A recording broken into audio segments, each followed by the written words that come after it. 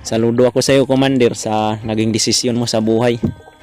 Kay ibad nga inyong mga amigo nyo nagiluwas na ko kang butakal. Nag-istorya man ninyo ha. Nga mo yang ingon nga tabangan ko niya. Ayun, napag-isipan ni Commander na magbagong buhay na siya at sasama siya sa amin. Ito na yung kubo ni Bangkil, mga tol. Andito si Kuya Batso. Maraming salamat talaga sa iyo, Commander, ha. Dahil hindi mo talaga kami binigo ba sa mga sinabi mo doon sa nakabase sa nakasulat sa papel. Salamat, Commander, ha. Salamat at nagbagong buhay ka rin. Salamat nga pala at tinulungan mo si Kuya Bats. Si Ikaw ang nakakuha kay Kuya Bats at naisipan mong gamutin. Kailangan kay amigo man ninyo nga ako usapog ko ka niya sa una. nambalan ka, Commander, dahil. So yun, mga tol, isang mapagpalang araw sa inyong lahat yan, mga tol, no? Ngayon nga pala, mga tol, ay magkasama kami ni Bangkil at nagpapatuloy kami sa paglalakbay. Pero sa ngayon, mga tol, medyo malapit na lang daw kami sa kubo na sinasabi niya na iniwanan niya kay Kuya Buds.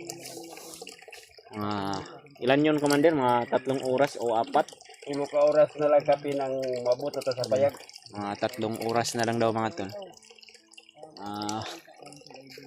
Sabi kasi namin sa kanya, mga tol, na nauuhaw kami. Kaya dinala kami niya dito sa iniigiban ni Commander Bangkil ng tubig, mga tol. Yan po yung iniigiban niya, mga tol. At yan po siya nag-iinom. Itong tubig na to, mga tol, ay gamot rin daw to sa mga panghihina ng katawan.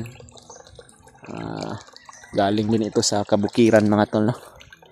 Yung nature spring. Maganda daw to inumin na sobrang lamig nga, mga tol. At kahapon, mga tol, sa paglalakbay namin, marami kaming mga inkwentro na pagdaanan. Sa kasalukuyan, mga tol, ay malapit maubos yung tauhan ni Commander Bangkil. Yung Isa na lang ang nabili no. yung isa na lang yung naiwan. Si Butod. Yan na lang yung naiwan yung tauhan, mga tol. Pati yung aso ni Commander, mga tol, na dali pa. Kung Ang pangalan niya, Commander? Butod daw. si Butod. Alias Butod. Butod. Alas Butod. Okay ka da? Yan si Buddy, mga tol. Kasama pa rin namin yung bandido na nagbabago rin siyang buhay na tauhan niya ni Noah, mga tol, no? Si Noah ngayon, mga tol, ay hindi pa namin na kuan, mga tol, na sapagkat si Kuya Buds po ay yung inuna namin dahil andito na kasi yun, mga tol, at matagal na rin namin hinahanap yan si Kuya Buds. Nakakalungkot lang isipin na kaya pala hindi na namin nakita ulit sapagkat malubha pala yung karamdaman niya. Nabarang daw. Nabarang, Commander? Oo, nabarang siya. Grabing tinambalay sa Gabon. Dili makaya. Kinahanglan ilugsong sa syudad. Aron kuan siya tambal magamot. Pero ang sabi ni Commander Bangkil, mga tol, mahirapan kami magdala nun sa patungo sa bayan kung si Kuya Buds ay mahirapan siya sa paglakad, mga tol. Sapagkat kung Kuya Bats, makalakad na to. Yun. Yeah, bayan pa. kailangan pa daw kanin lagi. Bayan. Bayan pa. Oh. Hindi pa daw masyadong magaling yung mga paa, mga tol, no? Baka nabali yun sa kabugbog siguro. Hindi kaya resulta sa barang ni Bagnok. Buti na lang talaga, mga tol, tinulungan siya ni Bangkil, mga tol, no? Commander Bangkil. Hindi natin alam na pagtanto na talaga ni Commander Bangkil na kumalas siya sa kilusan nila sapagkat napaka-kuan din kasi ni Commander Bangkil, mga tol, ay ni Commander Bagnod. Napakasama na. Dautan na si kuan. Pari pa naman. Pari naman aking si Bagnot niya. Dautan na kaayo bay. Buti, Commander, na napag-isipan mo na kumalas ka na sa kilusan ninyo. Lain naman gud ang dagan nila gud. Wala na. Daghan na kayo ang hindi pang yuko nila ba. Ang among sabot sa una nga magkuan wala na matuman. Wala Una na. yung nani andagan. Gusto mo ka ng pag-uwi ng baba. Buti na lang talaga, Commander, na si Kuya Buds pa yung nakita mo at tinulungan mo sapagkat alam namin pag yan si Kuya Buds makababa yan, susuklian ka niyan sa mga nagawa mong tulong. Ka din sa mga Kung gawa mo sa kanya at pag ano man yung makakaya niya, ibibigay niya talaga yan sa'yo gaya ng nangyari sa akin dati. Ikaw din yung dahilan, Commander, kung bakit nagbagong buhay ako. Trinidor mo kasi ako dati. Sinabi mo na ako yung nagasto sa pira nung may bihag tayo. Buti na lang nangyari din yun dahil yun din yung simula ng pagbabago ng buhay ko. Nakita ako ni Kuya Buds. Kaya ayun, tinulungan ako niya. Nakababa ako ng bayan na kapiling ko ulit yung pamilya ko. Tapos ngayon, ito na, panig na ako sa kabutihan. Kaya saludo ako sa iyo, Commander, sa naging desisyon mo sa buhay. Kay si Bad nga inyong mga amigo nga nagiluwas nako kang butakal. Nagistorya man min duha nga mo yang ingon nga tabangan ko niya. Totoo yan. Kung ano yung mga nasabi niya sa'yo, Commander, sa makakaya lang ni Kuya Buds, mabibigay niya yan sa'yo. Kung ano yung hiling mo. Pero sa ngayon, hindi pa man natin alam kung kailan tayo makababa. Ang importante nito, magamot natin yun si Kuya Buds. At importante yun. Kay murag luya na ang iyang lawas. Hindi na pwede siya nga dugay din sa bukid. Kinanan ibaba siya sa lungsod kaya haron matambalan siya sa kuan. at sinabi pa ni Commander Bangkil kanina, mga tol, na matagal niya daw kaming pinapahanap sa kanyang mga tauhan. Dahil yun daw yung habilin sa kanya ni Kuya Buds bago siya umalis doon sa kubo, na kailangan makita kami, mga tol. Sapagkat wala din kasing ibang makakatulong kay Kuya Buds kundi kami lang mga kasamahan niya. Buti na lang si Commander Bangkil ay nagpadala ng sulat at sa kabutihan natanggap po namin, nabasa. Kaya ayun, pinuntahan namin. Sa katunayan nung umpisa, mga tol, parang nagdadalawang isip kami na pupunta ba kami o patibong lang. Pero naramdaman talaga namin, mga tol, nung nabasa namin yung nasa likuran na pangalan na ni Kuya Buds yung nakasalalay, yung buhay na. Kaya yun, hindi kami nagdadalawang isip na puntahan yung Mount Gulayat doon sa malaking puno ng mangga. At hindi naman kami binigo ni Commander Bangkil. Doon din siya pagdating namin. At ngayon, magkasama kami, mga tol. Patungo doon sa kubo kung saan niya iniwan si Kuya Buds. Pero marami ka namang tauhan doon, Commander, no, na Nag-alaga kang Kuya Bad. pinaalagaan niya daw sa mga tauhan niya, mga tol. Yung kubo niyo, Commander, kung magkukuha kayo ng tubig, dito pa kayo mag-iigib. Dito. Yan, oh, may mga labahan pa dyan, mga tol. Yan, mga ginagamit daw yan ng mga tauhan niya. Maabot sa payag. Ito, daghan-daghan yung tauhan niyo magkabo diri. Mga 5 unom. Container ang dalaon. Hirap ng buhay dito sa bundok, Commander. Kung Wala, Doon lain sa- na gani kayo diri sa bukid. Kaya wala nang mga amigo na ko nga mga kasabot sa una, nilikoy na sila. Dauta na kayo sila ron. dili na. Di na pwede nga imo pang Noon pa man, Commander, nung magkasama pa tayo, ramdam ko talaga na may kabutihan din sa iyong puso. Dahil kung makahuli tayo ng hunter noon, halos hindi ka nga sumusuntok sa mga nahuhuli, parang maawa ka. Kaya nadala ka lang talaga sa pira, Commander, ba? Kaya matagal kang nakapag-isip na kumiwala sa kilusan ninyo. mahay gani ko no nga yung mga takop ko sa una sakim sa pira antud ako nadalaman di nagmahay ko no lahira ang pagbahay nako. Hindi talaga yan maiwasan, Commander. Basta pira na yung pinag-usapan, madami talaga yung matukso dyan. Okay. May mga anak ka rin ba, Commander? May mga pamilya ka rin? Na ako'y anak sa unang asawa, duha. Sa diri sa kuan, na apoy isa. Ato pa, daghan day kag asawa, Commander. Oo, bisag asa ko madistino, na amang maibog sa tuwa. Di magila ito malikayan. Nga kay bugnaw kayong bukid. Hindi po basta-basta sa Commander. Sa ato pa, Commander, sa imong kuan, mga pilagid imong asawa, Daghan kayo Brad. Ang lagi anak ko Brad, pero ang uban wala mabuntis. yan yung dahilan, Commander, kung bakit nangangailangan ka talaga ng pira. Oo, dahil sa una. Marami ka na palang asawa, tapos marami ka ring anak eh. Hindi na sigurado na ako. Ay, hindi na ako masiguro nga daghan kong anak. Ang nasiguro lang ako, ang duha lang nga nakita na ko. Nga ang duha ka babae. Ang isa, duhay anak. Ang isa po. Yan lang na kuan ko. Na klaro na nga. Kaya ako magid ang nagpaanak ato nila nga dugay ko sa bukid. Sana yung tauhan mo, Commander. Ano si Butod? Oo. Ano? Okay lang ka na ba, de?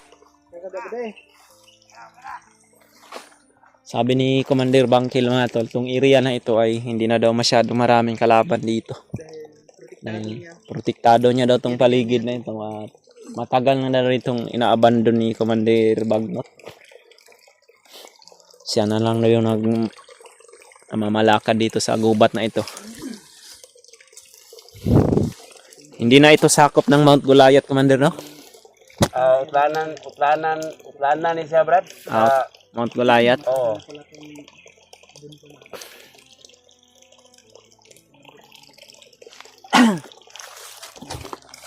Inom muna ito ng tubig, mga tol. Dito sila nagigid ng tubig, mga tol, no? Diyan sa tubo na kinalalagyan ni Kuya Buds ngayon. Yung mga tauhan ni Commander Bangkil ay dito pa kumukuha ng tubig.